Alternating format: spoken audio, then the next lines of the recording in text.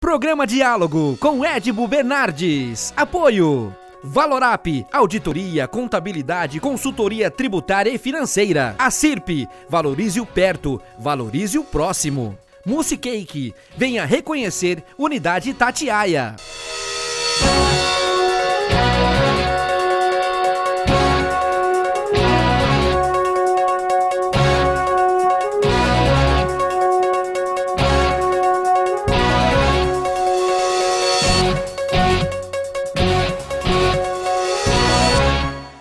Olá, o Diálogo dessa semana recebe o prefeito já eleito e efetivado da Cidade Franca, Alexandre Ferreira. Alexandre, obrigado por receber o nosso programa e tratar com a gente dos assuntos de Franca e os problemas da cidade.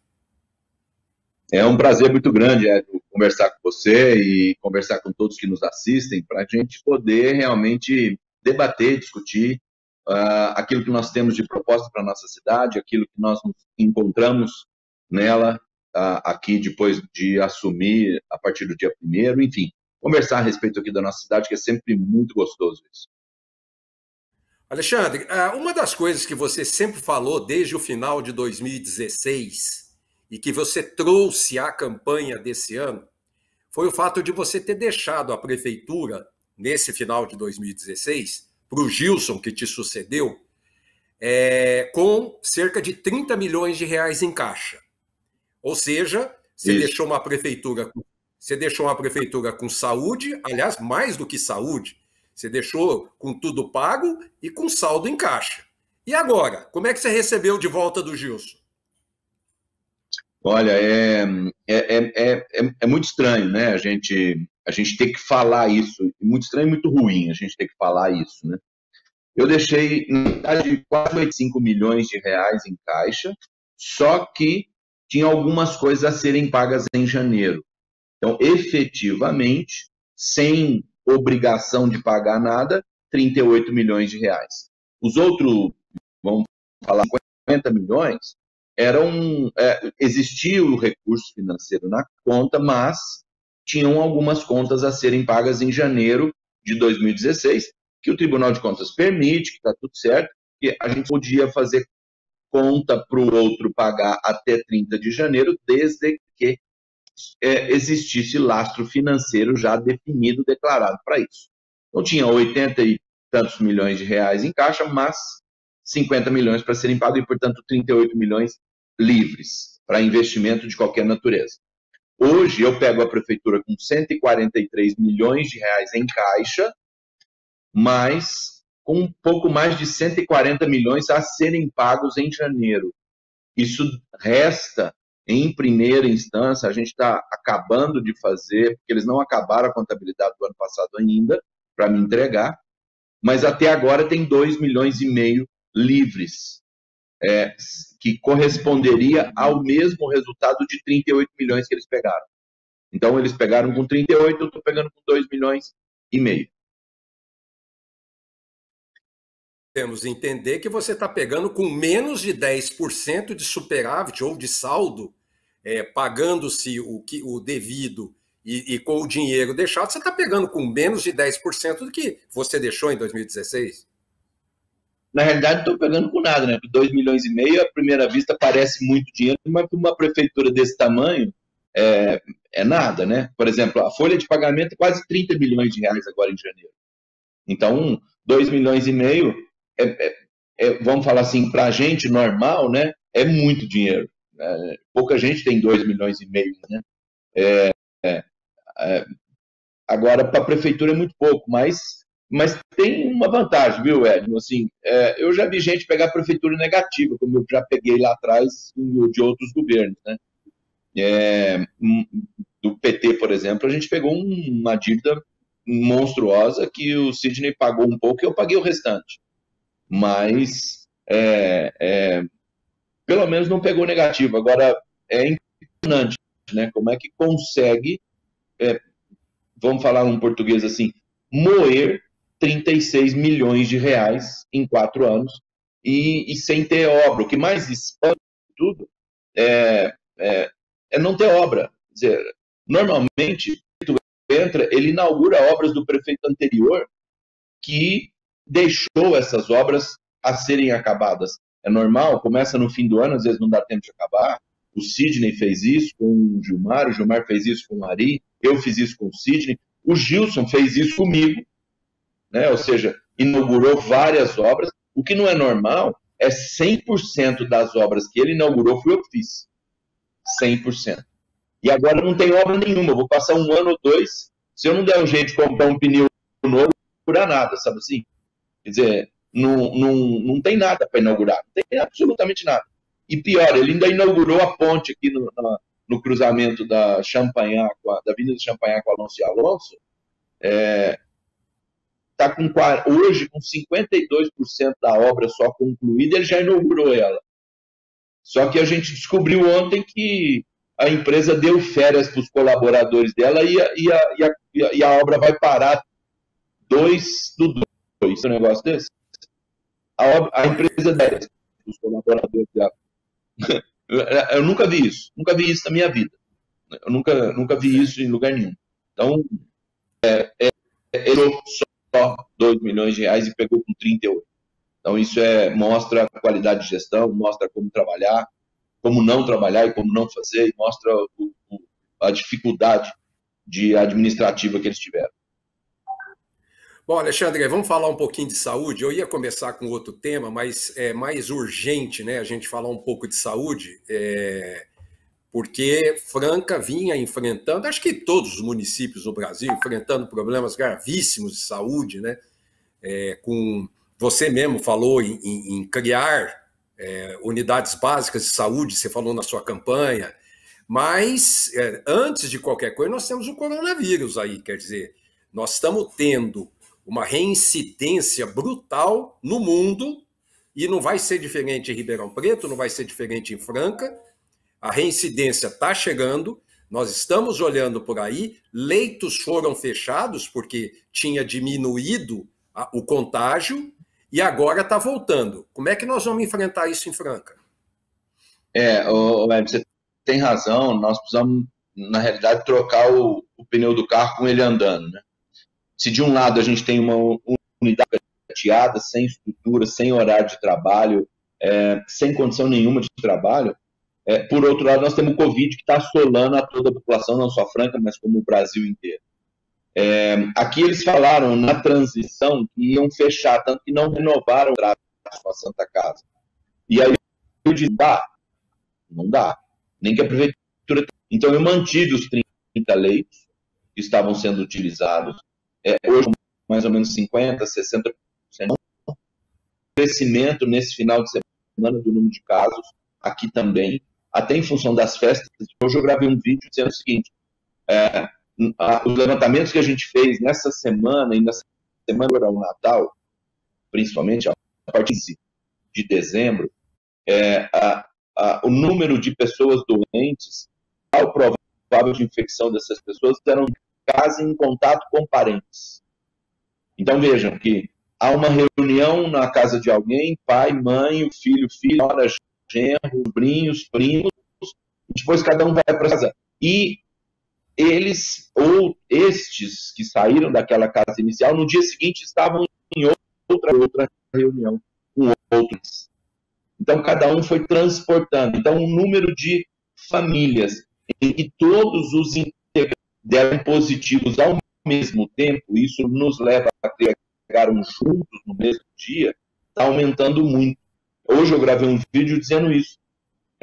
A infecção como indústria, comércio, serviço, lazer, é hoje importante para nós aqui em Franca. Importante são as reuniões presenciais, as reuniões de familiares, porque lá as pessoas estão entendendo que estão livres do Covid, portanto tiram a máscara, estão fora do convívio social, estão só com a família, e aí os protocolos de segurança acabam de lado e gera esse número. Então nós estamos mudando um pouco o atendimento do pronto-socorro adulto, do pronto-socorro Álvaro Azul, para criar uma área de Covid específico para isso. Nós estamos mudando os horários de funcionamento das básicas, nós estamos aumentando a carga de ações educativas para protocolos de segurança, temos protocolos para todos os bares, restaurantes, supermercados, para a gente poder enfrentar isso e garantindo atendimento no pronto hospitalar e medicamento suficiente para os pacientes que eventualmente ficarem doentes. Bom, a notícia da semana é lockdown. Quem nos antecedeu, que foi a Europa, né? Então, Inglaterra, Alemanha, Escócia, e com dois aspectos importantes. Não confundir o lockdown que foi dado lá, foi na tentativa não só de frear o contágio muito grande que estava acontecendo, como está acontecendo no Brasil, mas, ao mesmo tempo, nesse freio, casar com a vacinação de 3 semanas, 4 semanas, que é a conta deles lá, para que o número de vacinação seja já interessante, seja bem razoável, para que quando sair do lockdown já case uma diminuição de casos com um incremento importante de vacina. Você acha isso viável para nós aqui, na nossa região? Ô Edmo, eu acho sim, rapaz, porque eu vou te explicar. Nem que a gente tenha que fazer uma vacinação, mas vacinar toda a população e depois começa de novo. Nós temos que ter capacidade operacional, logística, para aplicar essa vacina com maior rapidez possível. Hoje eu tive uma reunião com São Paulo, né, via web, e eles falando que a vacina chega realmente por volta do dia 25. E qual é a nossa previsão aqui? Que a gente consiga vacinar toda a população em 7 dias. Nem que a gente tenha que trabalhar no final de semana. Então, já conversei com as universidades, com faculdades de medicina, faculdades de enfermagem, faculdades de fisioterapia, faculdades de nutrição, para todos engajados nisso, cada um na sua parte. Organiza fila, um faz papel, um organiza material, aquele aplica, enfim, para que a gente possa 50, 60, 100 postos de vacinação espalhados pela cidade, volantes, ou drive-thru, que as pessoas não precisem ir em algum lugar e ficar esperando. Ele vem, faz a vacina e vai embora. Eu acho que sim, nós temos que trabalhar o mais rápido possível para imunizar a maior quantidade de pessoas possível. Senão a gente não vai ter vamos falar assim, a gente não vai conseguir criar uma ação efetiva que diminua substancialmente o número de casos positivos. Né? Tem que ter, sim, uma cobertura vacinal o mais rápido possível. Eles falam que o ideal seriam 2 doses, mas a Europa, em alguns casos, fazer uma dose na população inteira e depois fazer a dose naqueles que estão sujeitos a maiores complicações com a doença. São idosos, comorbidade e essa população que a gente já sabe. Agora, aqui, como lá, nós temos que nos parar, porque vai vir a segunda onda, sim, vai ter uma novidade, sim, e olhe lá se a gente não tem circulação de um vírus novo, de uma mutação, de uma espiral diferente dessa, mas que, pelos estudos que a gente está vendo sendo publicados, a vacina é suficiente para outras cepas que estão circulando, né? Mas a gente tem que fazer a cobertura vacinal o mais rápido possível, a maior cobertura vacinal o mais rápido possível que a gente puder. Tá bom, eu vou chamar o intervalo, daqui a pouquinho estamos de volta. Até já!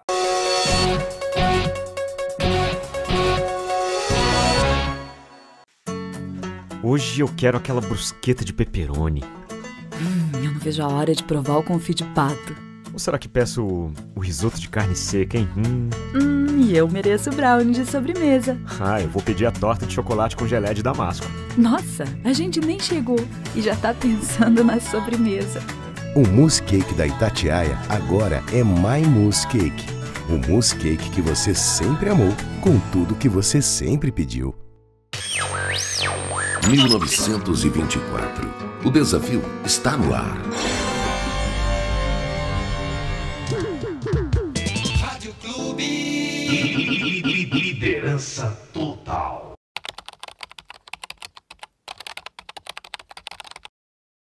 Este ano o Brasil foi colocado à prova. A proliferação de um vírus desconhecido tirou a vida de milhares de brasileiros. Os sorrisos foram trocados pelo medo escondido dentro de máscaras. e os abraços impedidos pelo distanciamento social. Para a economia, a Covid-19 foi igualmente mortal. Desistimos? Não.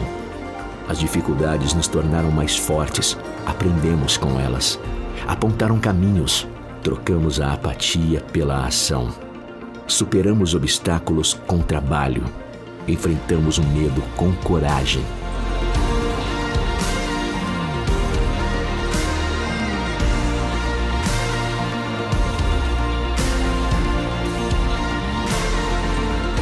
Somos resilientes. Somos a CIRP. Voltamos a apresentar Diálogo, Apoio, Valorap, a CIRP, Musicake.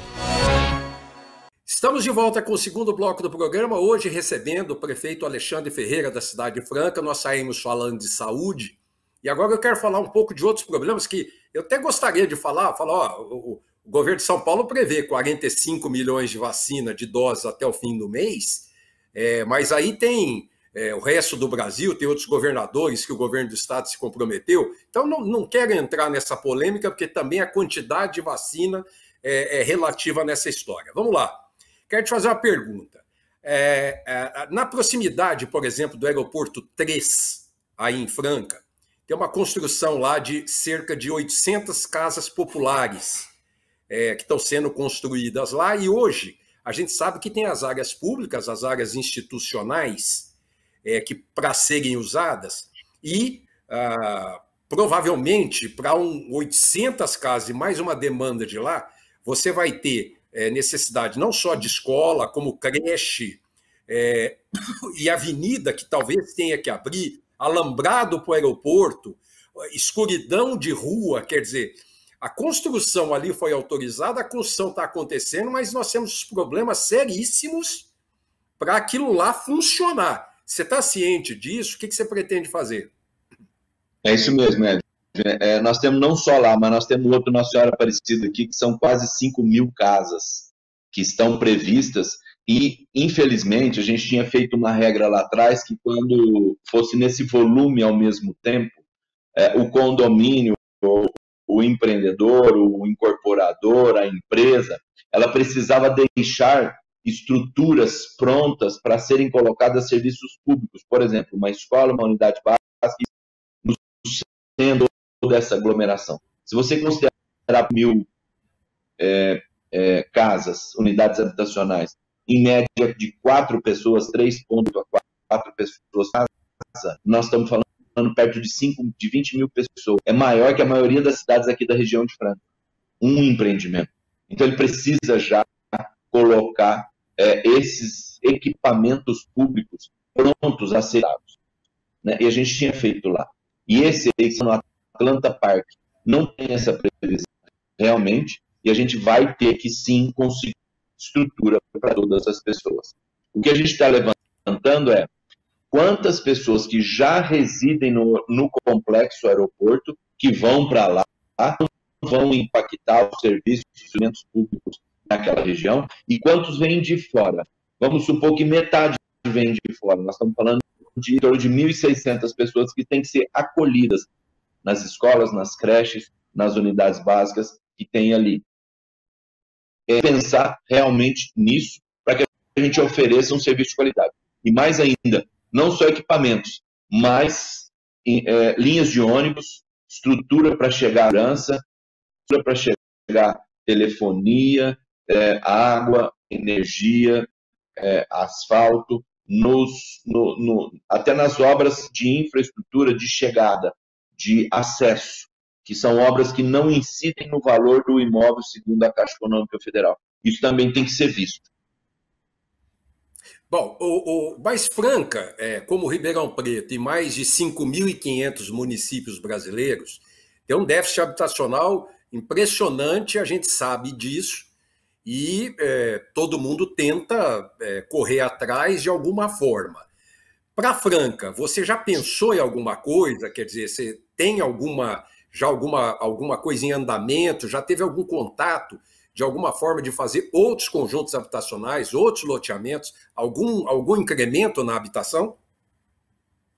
Já conversamos com o pessoal da Caixa, superintendente, gente aqui em Banca e com a turma aqui em Ribeirão, o pessoal de Brasília. Igual o Minha Casa Minha Vida 1 não acontece mais. Agora trocou o nome, não é Minha Casa Minha Vida, é Minha Casa Verde e Amarela, se não me engano. É o mesmo programa, mas baseado na faixa 1,5, 2. Então, a gente buscar, nós já selecionamos alguns espaços, alguns terrenos, algumas áreas que nós vamos propor com a iniciativa privada, prefeitura, iniciativa Caixa Econômica e programa do governo federal, que chama Minha Casa Verde e Amarela, para a gente construir. Lá atrás, quando eu construí um pouco mais de 200 unidades a mais, eles pagam R$45 por mês só. Por mais 5 anos eles já estão quitados, né? 10 total. A gente acha que não consegue. A gente vai subsidiar a prefeitura, a Casa Paulista e o programa do governo federal. Sim, nós já fizemos contatos com todos para que a gente possa viabilizar casas baratas, de qualidade, para as pessoas morarem. Realmente o déficit habitacional ele é enorme, monstruoso. A gente precisa cuidar disso.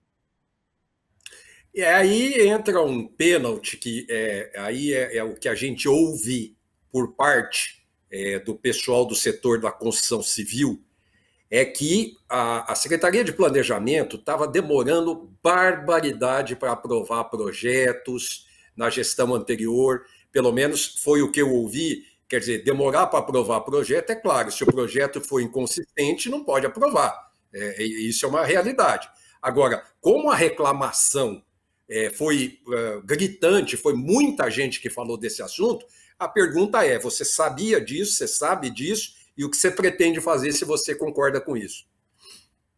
Você tem razão quanto a essa história de demorar a aprovar projetos ou projetos que são inconsistentes. O que eu chamo aqui é assim, uma hora para avaliar projetos. Por quê? Se ele é inconsistente, você já devolve para a pessoa, devolve para o responsável, ele conserta. Se ele está correto, você já aprova e manda embora, né? Hoje nós temos realmente muitos projetos. Um levantamento preliminar que nós fizemos terça-feira, ontem, né? São em torno de 200 projetos que estão parados, que estão possíveis de serem avaliados para serem autorizados. O que a gente vai fazer? Nós vamos, nos próximos 10 dias, fazer um mutirão para resolver tudo de uma vez. Eu trouxe engenheiros que estão em outras áreas da prefeitura para cá, para poder avaliar. Cada um vai avaliar 20 projetos, por exemplo, 15 projetos, e em 2 dias a gente tudo e entrega para as pessoas. Aquilo que precisa ser consertado, conserta, já com indicação, com uma lista positiva, um checklist positivo. O que precisa fazer, de que maneira precisa fazer para ser aprovado, né? Então, esse mutirão a gente vai fazer funcionar e vai fazer agilizar. E a gente já pediu para abrir uma licitação para comprar um software para poder fazer com que todos os processos que entrem na prefeitura, projetos de construção, sejam feitos de maneira digital. A gente já está preparando um processo licitatório para comprar isso. Tá. Com relação à administração pública, pela lei de responsabilidade fiscal, quase todo município está no teto ou ultrapassando os 50 e poucos % em termos de folha de pagamento, e qualquer lugar, qualquer administração precisa dos cargos comissionados para poder tocar a administração pública, assim, qualquer estágio, qualquer nível que seja. Na gestão passada, nós tivemos um problema muito grave com a não ocupação desses cargos. Aí veio a lei com relação à não aprovação de novos cargos. Como é que você pretende gerenciar isso, sendo uma necessidade importante para a administração? Nós criamos o organograma, nesses 30 dias que nós tivemos de transição, nós criamos um organograma com 70% do número de cargos que eu trabalhei lá em 2013 a 2016. E nós buscamos dentro do Estado de São Paulo quais eram as leis, inclusive as de Franca, que sofrem de declaratória de inconstitucionalidade, né? Uma ação de inconstitucionalidade, uma ADIM. Nós procuramos aquelas que estão trabalhando, que não sofreram essa ação ou qualquer outro tipo de ação, E nós fomos, por exemplo, Guarulhos tem uma de 2017 que é vigente até hoje, não sofreu uma ação, mas eles já tinham sofrido várias com outras leis deles. Então eles se adequaram e passou. Então nós nos calcamos nessas leis, e vamos falar de exitosas em relação à maneira de serem colocadas, para que não sofresse uma ação direta de inconstitucionalidade. Né? O que a gente fez? Pesquisou em cidades e montou uma que provavelmente vai ter, mas aí é aquela história, a gente mais experiente, cidade de economizar para poder oferecer esse serviço para a população, a gente vai trabalhar com esse cargo. Isso gera para nós uma característica diferente, muito peculiar do governo. O nível de exigência, de capacidade, de qualificação de quem vai à comissão aumentou muito. Aqueles fiscais baixos não existem mais. Então, o nível de exigência aumentou muito. E aí é avaliar cada um dos que aparecem aqui para mim. É gente de 10, 12, 15 anos, é gente que tem mestrado, é gente que tem doutorado, é gente que tem experiência prática na administração. Então, tem muita gente muito boa, mas nunca trabalhou no serviço público. E hoje, Franca não é uma cidade mais para se a trabalhar no serviço público, não dá tempo. Né? Então, o nível de exigência subiu muito. Agora, nós passando essa lei, acredito que nós não vamos ter problema com a justiça, porque ela é oriunda de várias outras leis que não tiveram problema e estão vigentes hoje. Então, acho que a gente consegue já resolver isso. Mas, com certeza, nós vamos economizar muito dinheiro com essa mudança.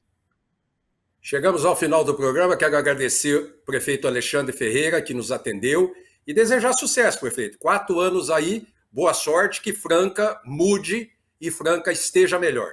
Um abraço. Eu que agradeço, um abraço a todos vocês, um abraço, Edson, você tá livre aqui para você me ligar a hora que você precisar, para a gente poder conversar de novo, você tem porta aberta aqui, viu, meu amigo? Fica com Deus. Obrigado, até semana que vem. Programa Diálogo com Edibo Bernardes. Apoio Valorap, auditoria, contabilidade, consultoria tributária e financeira. A CIRP, valorize o perto, valorize o próximo. Musicake, venha reconhecer Unidade Itatiaia.